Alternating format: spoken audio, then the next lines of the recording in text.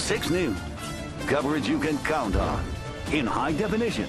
Starts now. Good evening. Police in Center County say they have identified a suspect in an attempted abduction. They say a teenage boy was approached by the man last Thursday in the area of Upper and Lower Coleville Road in Spring Township. Police say the man asked the teen if he could read something on his cell phone for him, then grabbed him, saying he was going to take the boy with him. Now, Erin Calandra talked with the man police are accusing and is in Spring Township with more on this tonight. Erin? Marty, Jen, this is the intersection where this alleged attempted abduction supposedly took place. Now, police say with your phone calls and your tips, they quickly identified a person of interest. I spoke with both parties involved today. The mother of this boy tells me they're not accusing anyone of anything. She says her son was put in a scary situation and they wanted to make sure the children in this community are safe. Now, the man at the center of this investigation says he thinks this is all a big misunderstanding. It's very tough. It's a hard thing to deal with sometimes to think about, but it'll all be over sooner than later.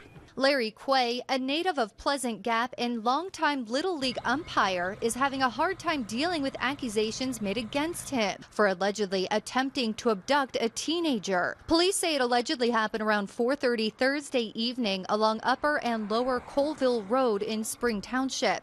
A 16-year-old boy says he was stopped by a man while jogging. He asked if he could help him with his cell phone, but the phone was off. The boy reports that the man then grabbed him by the arm and told him he was going with him. He says he broke away and ran for help. He says while running away, the man got into an SUV and drove past him several times. Tips quickly led police to Quay. He freely admits he was the person who approached the child about a cell phone, but the story from that point on is completely different. This is his side of the story, Quay says, and police confirm that he doesn't own a vehicle. He was walking late to umpire a game at the Bellefonte Little League field and didn't have his reading glasses. I couldn't read the screen of my cell phone. It was dying.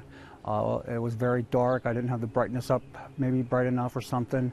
So I asked the person who was jogging to read it for me. Quay says the phone died, so he asked the boy when he got to town to call the fields to let them know he was on his way. I did not grab him. I did not ask him to come with me. In fact, he says the conversation ended normally. The ending was thank you. And what did he say? You're welcome. He said you're welcome. Not a problem. Police say this investigation isn't over. They're exploring all options, but in the meantime, they say they don't believe any children in the area are in danger.